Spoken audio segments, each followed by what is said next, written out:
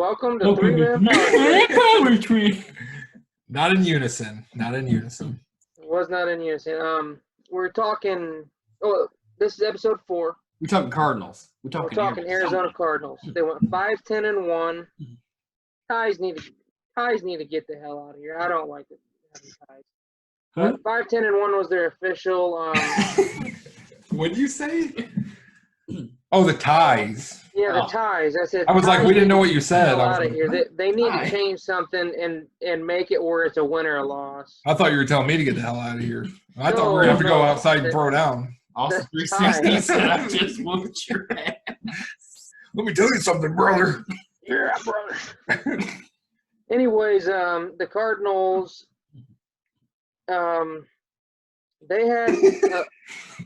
they had one of the biggest trades of the offseason. Oh, man, let me tell you a story. I'm loving what they're doing. They had a good trade. The team they traded with, I don't know what they're thinking. But I'll tell you what, even Madden wouldn't accept that trade. They said that they did it on Madden and it refused the trade.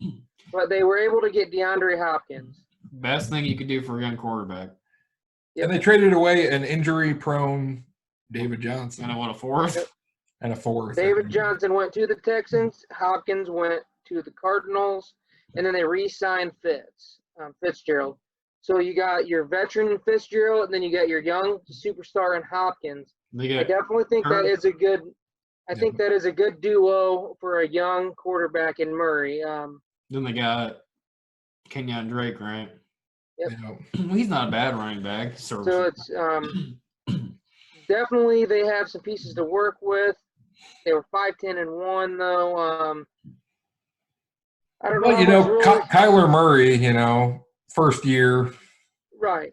And he actually looked pretty good. I mean, he had some good games. He had some competitive games for sure.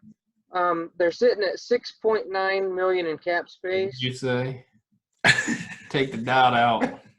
Yeah, 6.9. Yeah. Anyways, they're sitting at basically $7 million in cap space. 69. They have 7 draft picks. They got the number 8 pick. Did you see that? Pick. Did you see that? No second round because of the Hopkins trade. 1/3, 2/4, a 5th, 6th, and 7th. So they got 7 draft picks, number 8 pick, 0.9 cap space. Did you see that in there? 6, 7, 8, 9. Everything's numerical. Yeah. Their team needs is offensive tackle, defensive back, and D line. So don't need a receiver now. I think definitely with that number 8 pick, I think you get a tackle. Yeah, that's one of their biggest needs. They got to address the line because Murray was running a lot last year. And there's the kid out of Auburn. You know what? Honestly, that I think they should go line. I think if there was a pick, that'd probably make the most sense. I think they should take another receiver. Yeah. Fitzgerald's going to retire. You have a chance to get like C.D. Lamb, Judy, one of these high profile to replace. You got Price Fitzgerald another year. Hey, I'm hoping the Cowboys get C.D. Lamb, bro. Let's have. Oh man, you guys are picking too damn late. You keep throwing out What's your word about Dak the Seahawks and now the Cardinals. Come on, man. Ain't no $34 million. I mean, I agree with you though. To pick up a wide receiver that early with a high ceiling, that would definitely make sense. But I also agree with O-line as well. I think receivers so deep. Mm-hmm. I think you're going to get some really good players in the later rounds. That's what I think as well. So I would get the best offensive tackle possible. I would say go from tackle. There. I know that there was that kid out of Auburn that's real good, that defensive lineman. If he's there, I'd take him. He kind of solidified defensive line in the middle. Right, because that was one of their team needs as well. And then defensive back. Like you said, there is a little bit of depth later on in wide receiver and DB. But I would definitely take a tackle up front there. But we'll see. We'll kind of see what happens with that.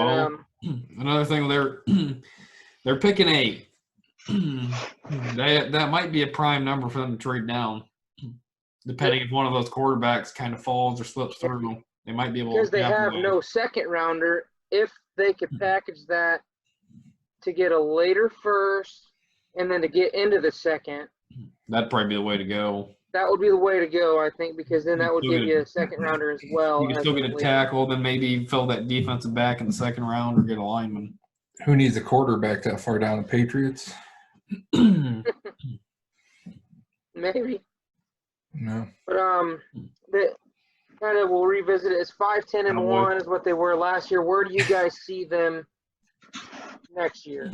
I see them beating out. I would say I see them beating at least the Rams being in third. Mm-hmm. The defense isn't there yet Mm-hmm. to run with the Hawks and the Niners. I see them getting a couple more wins. Maybe 7 and 9. I think this is a team that's on the upward trend. The Rams is kind of the downward trend. I'm seeing the Cardinals on an upward trend. I don't think they're there yet. Kind of like Jordan said, they're not really there with the Seattle and Niners yet, but it is an upward trend. I feel they're moving in the right direction. I'm going to give them 7 and 9. No, I think Kyle Pre-draft, we'll revisit this after the draft, but I'm giving them 7 and 9 heading into the draft. Yeah. Well, I guess that's all, folks, for them Cardinals. Then I guess next week we're gonna do our mock draft. Mock draft, and we're gonna let's see how crazy we can get. We're gonna split that up into 3 episodes, so that way the videos aren't crazy long. Yeah. For the fans out there that do watch us. You just want to see your team. You better like and subscribe. Yep. So I guess that's it. Right? That's it. Tune in next week for the mock draft. Yeah. Later.